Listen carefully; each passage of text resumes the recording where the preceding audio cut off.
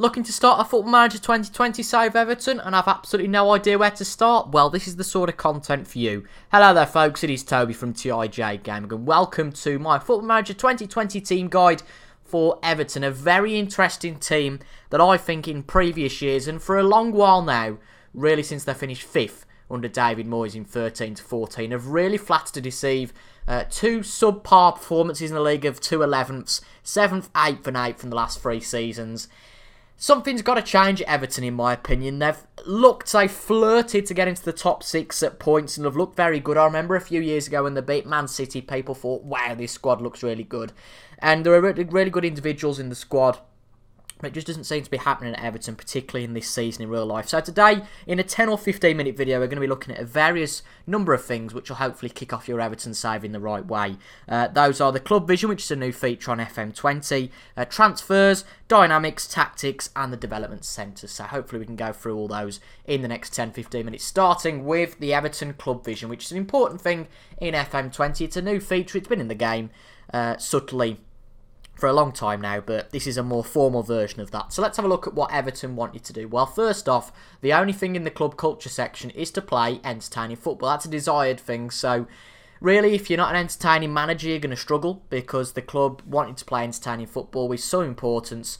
So that's really the only thing you've got to do. Not too much for a problem, unless you're a Mourinho dinosaur. That should be absolutely fine. And then in terms of a 5-year plan, again, nothing too complex or experimental, really.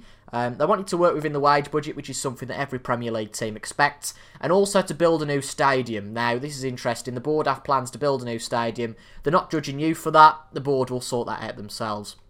So you might be down on transfer budget a little bit potentially if you look at the Arsenal and Tottenham examples from the last 10-15 years, but you have to see how that goes. I can't tell you how that will go because I've never been through it myself. But at the end of the current season, it seems the Premier League is the biggest competition, which is no real surprise. No European commitments, that's a little bit of a shame in my opinion. But for this year anyway, you can't do too much about that. But top half finish in the Premier League is a requirement. Again, no surprise there, and that's completely realistic. Top 10, I don't see much change in that. As long as you play well. And also, it is desired that you reach the 5th round of the FA Cup, which is, from memory, is that the last 16? Yes, it is the last 16. So reach the last 16 of the FA Cup. That's a desired objective. And then to reach the 4th round of the AFL Cup is a favoured objective. Again, only got to win 1 or 2 games there. So nothing too complex, just to finish in the top half of the Premier League. And then it is required at the end of next season that you challenge for silverware, be that a cup competition, a European competition. I don't see it being the Premier League. But what I get from that is by the end of next season, they want you to have a good run, perhaps in one of the cups, maybe win some silverware and qualify for the Europa League, maybe through that or through the league. And it's going to be pretty tricky to qualify for it through the league, especially if you don't get into the top 6, but maybe through one of the cup competitions, that might be something you want to do. And then for the next 5 years, it's simply continue qualifying for the Europa League and get some stability into the club. So if we look at what business Everton have done over the summer, they've spent a whopping amount, 113 million. They've spent most of that amount on 4 players. The first one being Alex Iwobi, their biggest buy from Arsenal, 35 million. Personally, I think they've overpaid a little bit for him, but the scouts and coaches seem to think that he's a good player on that left wing. 3.5 stars current ability, 4 stars potential ability at the age of 23. Still lots of room to improve, and our coaches believe that he could be a leading left winger in the future. So maybe not overpaid for him. We'll have to see how that goes. Moise Keane's also been bought in from Juventus for 24.5 million. Striker. He'd been at Juventus since he was a young lad. Scored 7 goals in 14 games for them last year. And he is a solid striker. I remember playing with him in my Juventus save in FM19. And he was solid. Whether he's worth 20 odd million though, we'll have to wait to see. They've also bought in Andre Gomez from Barcelona. They did have him on loan last year, did Everton? I thought they did. And they finalised the signing there. Again, very good signing. 25 years of age, definitely in his prime, in his peak. They've also signed Jean-Philippe Gamin. I haven't actually heard of this one. Gabamin. I haven't heard of him. Interesting. But he's a defensive midfielder or a midfielder coming from Mainz for the price of 22.5 million. A lot of money spent, I think you'll notice, with Everton on these few players. But let's have a look at his report. Let's see how good he is. I mean, he's the best defensive midfielder, but only really sort of 3rd or 4th best in terms of central midfield, which concerns me a little bit, considering the tactic that I've come up with, that he wouldn't fit into my style anyway. And they've also bought in Fabian Delph for £8.5 million, 25 years old, very good cover in defence, in the central midfield spot. Of course, a lot of experience at Man City, and before that with Aston Villa and Leeds United. Very solid player and very good signing for Everton. I think he'll last a few years, so £8.5 million is a good price. Also quite significant, they bought in Jonas Lossell from Huddersfield as a backup for Jordan Pickford. Pretty good player. I don't think that's a bad signing for free. And they've also bought in Gibril Sidibe on loan from Monaco, and he's probably as good as Seamus Coleman on that right back position. So that might be somebody you might look to bring in the future. But he apparently is an important player for Monaco, so I can't see that happening unless something changes massively. A few big departures as well for Everton this year, including Idrissa Gueye. He's gone to Paris Saint-Germain for £28.5 million, leaving a big gap in the midfield. Hence why they've signed Gomez, Gbamin and Delph. Adebayo Lookman has also gone to Red Bull Leipzig. Interesting to see that an Englishman has gone afield. It's nice to see that he's gone to Germany. Nikola Vlasic has gone to Moscow. Not really too big in my opinion. James McCarthy gone to Crystal Palace for £4 million. Again, nothing too significant there. And a few little bits and bobs. Of course, Phil Jagielka left the club after being there for eternity. How long has he been there now? Just for curiosity. Of course, he was at Sheffield United before. He'd been at Everton for years. At least 10 years there. Ashley Williams also leaving the club. And Kevin Morales also leaving the club. But nothing too significant apart from the guys I mentioned earlier. So let's now have a quick look at the tactic I've picked for Everton. Now, I've gone for Everton with a 4-2-3-1, two midfielders.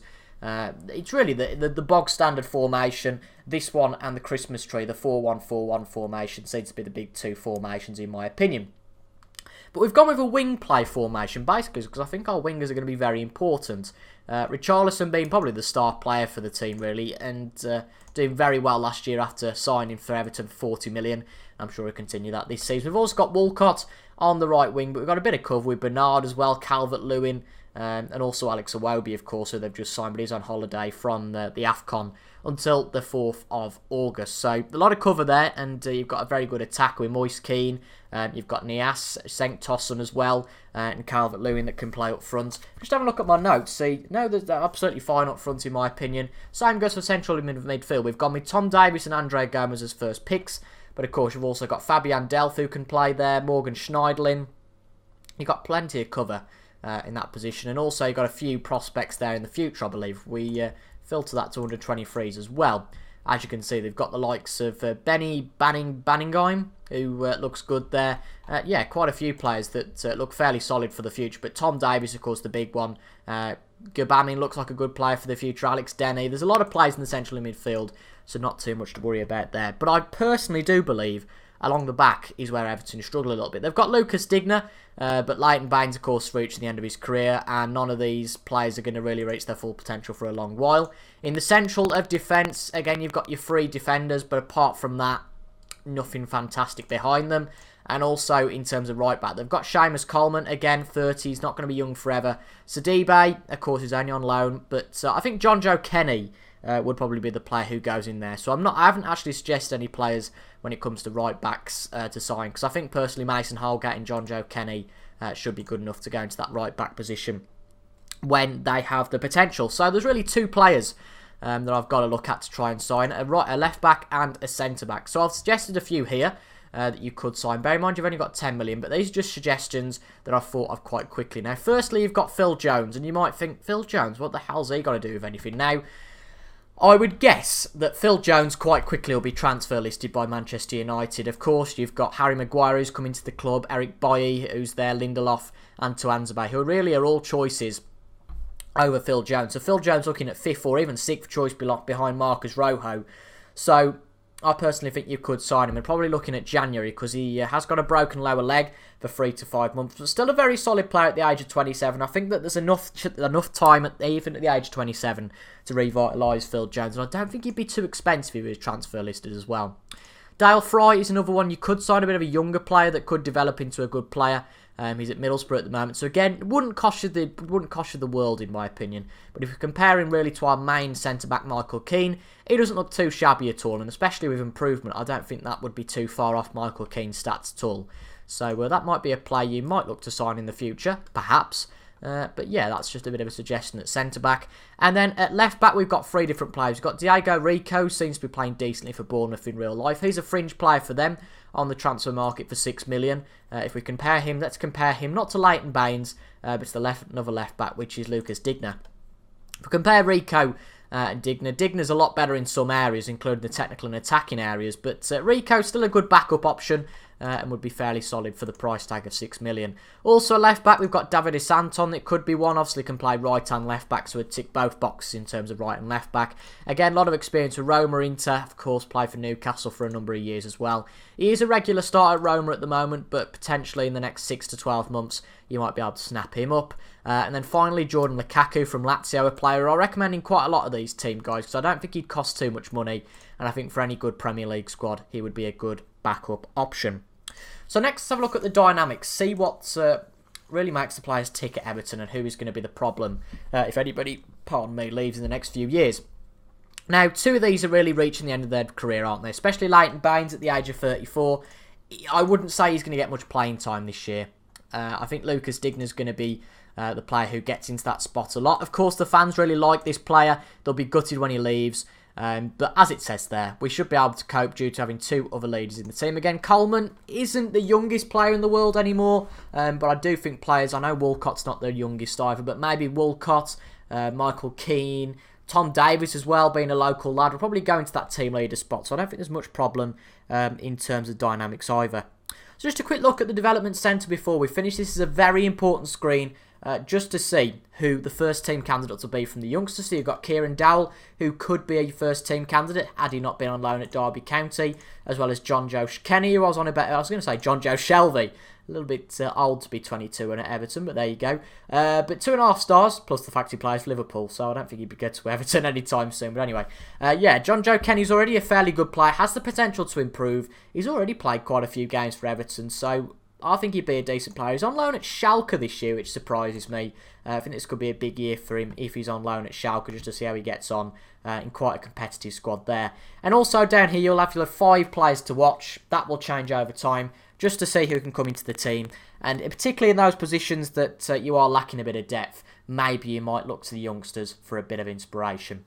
But that is about it really for this team guide, summed up in a quick 10-15 minute video. I hope you guys have found this beneficial if you're starting an Everton save. If you have, make sure to leave a like, comment down below your thoughts as well, and subscribe for daily FM beta content on the FM20 game. But there's going to be a lot more content coming from me. You've got an FM20 team guide for all the Premier League teams on the channel, as well as my daily series Liverpool. If you are an Everton fan, you might not want to watch that, but who knows, you might want to watch it. I am a Liverpool fan, so yeah, doing this Everton one for a bit of gritted teeth. I would never manage them in game, but just for the just to show the Everton squad, I have took them over very temporarily. But anyway, I hope you guys have enjoyed. If you've got anything to add to the discussion, anything Everton based, any questions you want to ask, any stories you want to tell, any transfers you've made, please leave them down in the comments. But until the next time, thank you very much for your company, and I'll see you guys later. Goodbye for now.